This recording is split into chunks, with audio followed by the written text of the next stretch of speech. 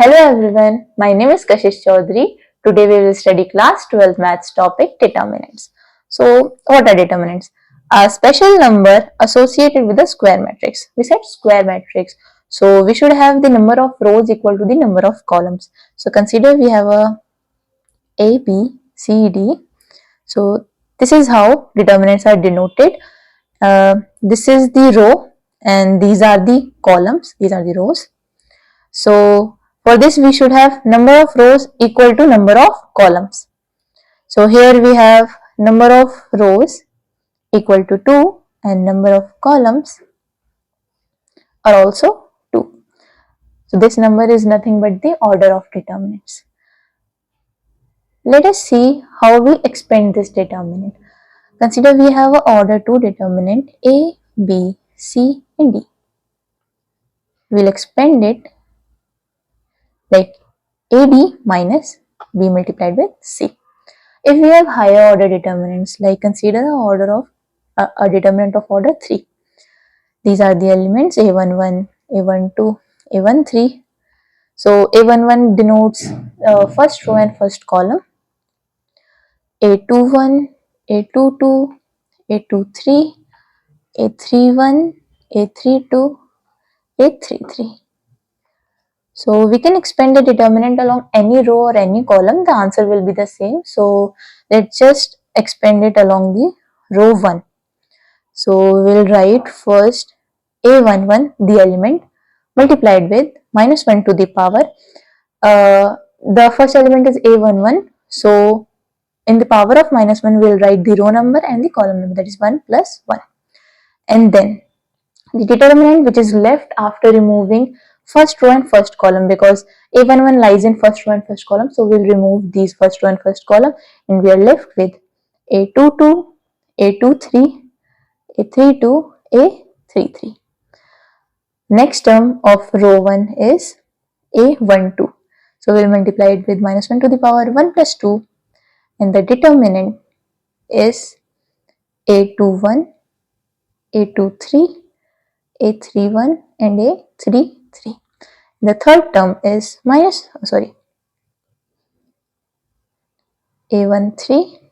into minus 1 to the power 1 plus 3 and the determinant is A21, A22, A31, A32.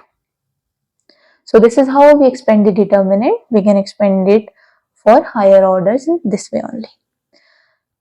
Let us move to the concept of minor. So how a minor is defined? The determinant obtained by deleting the respective row and column is the minor. So if we have a matrix A11, if we have a determinant A11, A12, A13, A21, A22, A23 and A31, A32, A33. So we have this determinant. If I have to write the minor of element A11, it will be denoted by M11 and I can write it as, so I have to delete this row and this column because this element lies in this row and this column only. So what I'm left with, A22, A23, A32, A33. So this is the minor of element A11. Let's move on to the cofactor. Cofactor of an element Aij is denoted by Cij, where Cij is equals to minus 1 to the power I plus j into Mij. Mij was the minor we just defined. So I write the minor here, M11. M11 is equals to A22, A23, A32, A32, A33. This was the minor. So if I have to write the cofactor of the element A11, that is C11, what I will do, minus 1 to the power I plus j, that is 1 plus 1 with the minor, that is minus 1 to the power 2 into A22, A23, A32, A33. So point to be noted here is the cofactor will be equal to the minor if I plus j is even, then the cofactor will be equal to minor, because minus 1 to the power even will give 1 only. And if I plus j is odd, then we will get cofactor is equals to minus time the minor. Let's move on to determinant using cofactors. So you can write determinant as the sum of the product of element of any row or column with the corresponding cofactor. So what we were doing while expanding the determinants, let's get back to that. We were multiplying the element with its cofactor. So this is nothing but the cofactor. Here we have minus 1 to the power I plus j, and then this determinant was nothing but the determinant left after removing the first row and first column. So this is C11, this is C12, and this is C13. So determinant is A11 dot C11 plus A12 dot C12 plus A13 dot C13. So now we will learn about the application part where these determinants are used. So area of triangle whose vertices are x1, y1, x2, y2 and x3, y3. We can write the area by half the determinant of x1, y1, x2, y2, x3, y3, and then 1, 1, 1 and the mod, because area will be positive. So this is how we define the area of triangle using determinants. And if we have to write equation of a straight line passing through the point x1, y1 and x2, y2, we will write it as x, y, x1, y1, x2, y2, column of 1, 1, 1, the determinant, we put it equal to 0, then we get the required equation of straight line. Now, let's move on to a question. Find the value of k for which these points are collinear. So, if the points are collinear, then the area of triangle will be 0. So, area of triangle thus formed will be equal to 0. That is, half the determinant of 2, 5, 4, 5, 6k, 1, 1, 1 is equals to also mod 0. So we can write it as 2, 5, 1, 4, 5, 1, 6k, 1. The determinant will be equal to 0 half. If we send half to the RHS, it will be 0 only. Now, expand this determinant 2 times 5 minus k minus 5 times 4 minus 6 plus 1 time 4k minus 30 is equals to 0. This implies 10 minus 2k, 4 minus 6 is minus 2, it will be plus 10. Plus 4k minus 30 is equals to 0. We can remove the mod because it is 0 on the RHS. 10 plus 10 minus 30 minus 10 minus 2k plus 4k plus 2k is equals to 0. This implies 2k is equals to 10. This implies k is equals to 5. In this way we can find the value of k. So now let us move on to the properties. The value of a determinant remains unaltered if the rows and columns are interchanged. So if the rows and columns are interchanged means if we do a transpose over a determinant, the value of determinant will remain same. Consider we have A, B, C and D. If we do the transpose, we get A, C, B, D. The determinant here is AD minus BC, AD minus BC. And the determinant here is also AD minus BC. So the determinant is the same. It has not changed. Also there is a note, the value of a square symmetric determinant of odd order is 0. Let's move on to the next property. If any two rows or columns of a determinant be interchanged, the value of determinant is changed in sign only. So if we are changing to any two rows or any two columns, like consider we have A, B, C, D, E, F, G, H and I. So we have this determinant. If I expand this along row 1, I get A times EI minus FH minus B times DI minus FG plus C times DH minus EG. So let me interchange row 1 with row 2. I get D, E, F, A, B, C, G, H, I.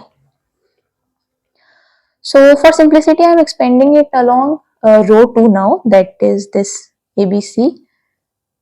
So first element is A and this will be A21. So I will have 2 plus 1, so it will start with minus 1. So I can write minus 8 times EI minus FH plus B times DI minus FG minus C times DH minus EG. Clearly we can see the new determinant is the negative of the actual determinant. So this just the sign has changed.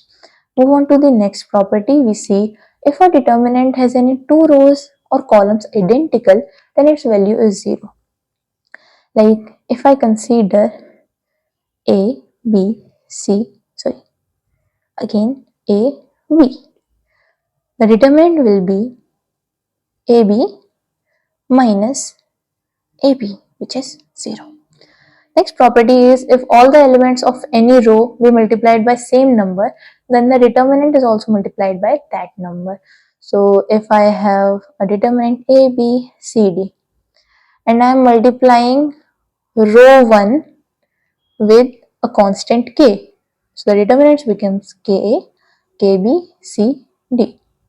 If I had expanded the original determinant, it would be AD minus BC, and the new determinant, if I expand, it will be KAD minus KBC, which could be written as K times AD minus BC. So clearly the new determinant is also multiplied by that same number K. Next property. If all the elements of any row or column are 0, then the value of determinant is 0. Consider a determinant A11, A12, A13, A21, A22, A23, and the third row it is 0. So I can expand the determinant along any row or any column. So what if I expand it along this row? So while expanding the determinant, in each term we have the element of the row in which along which we are expanding. So it will be 0 times something, 0 times something, plus 0 times something. So it will eventually be 0 only. So if we have any row or column 0, we can expand along that particular row or column and we get the determinant 0. Next property. If each element of any row can be expressed as a sum of two terms, then the determinant can also be expressed as a sum of two determinants. See, we have A plus A dash here, B plus B dash here, C and D. So we can write this determinant as A, B, C, D plus A dash, B dash, C and D. You can verify this property holds, okay? This can easily be verified. Next property. The value of determinant is not altered by adding to the elements of any row or column the same multiple of corresponding elements of any other row. Like if I have a matrix or if I have a determinant A, B, C, D and to row 1, if I am adding K times row 2, what will I get? A plus KC, B plus KD, C and D. The original determinant was AD minus BC. Now the determinant will be A plus KC times D minus B plus KD times C, which will be AD plus KCD minus BC minus KDC. This will cancel out. We'll get AD minus BC, the original determinant. Next property. If by putting x is equals to a, the value of a determinant vanishes, then x minus a is a factor of determinant.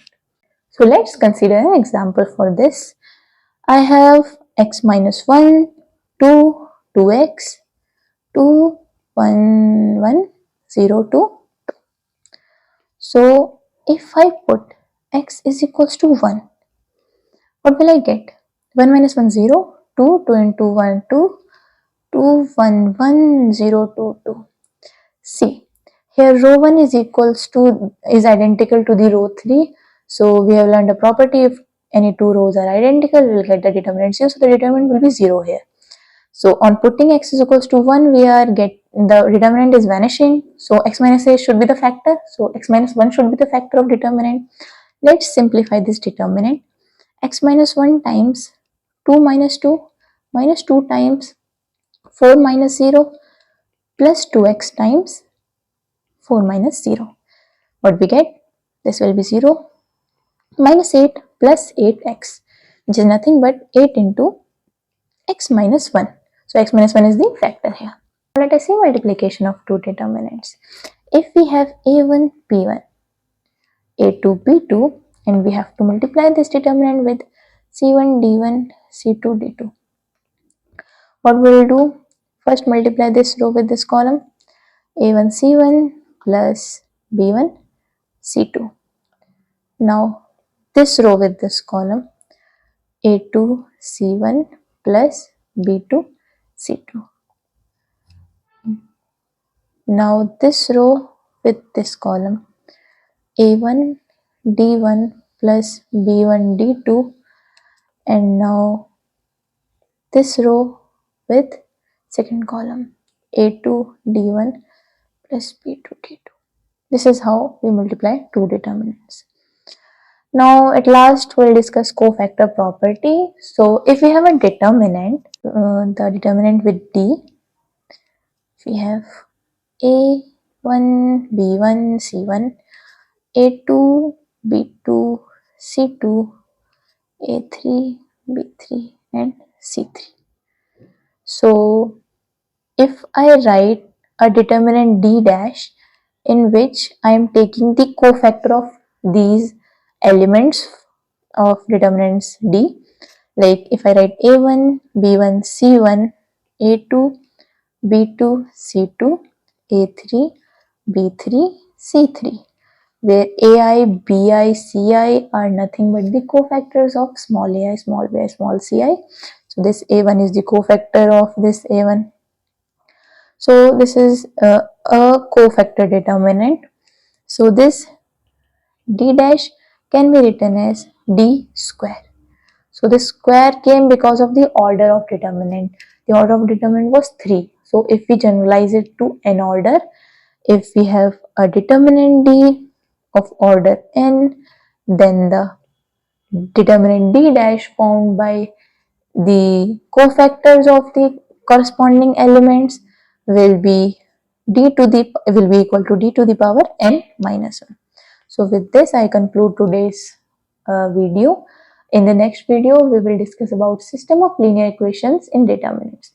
Thank you.